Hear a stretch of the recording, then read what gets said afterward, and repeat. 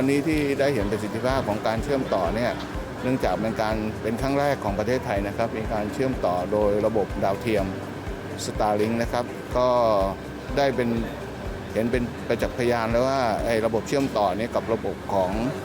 เทเลเมดิซินที่พัฒนาโดยคณะแพทยศาสตร์สามารถทำงานร่วมกันได้อย่างสมบูรณ์นะครับจริงเรื่องเทเลเมดิซินนะครับก็เป็นนโยบายของคณะแพทยศาสตร์มหาวิทยาลัยสงขลานครินทร์นะครับตอนนี้ก็ประสบความสำเร็จแล้วครับเอามาใช้ในโรงพยาบาลแล้วนะครับแพทย์เนี่ยสามารถสื่อสารกับคนไข้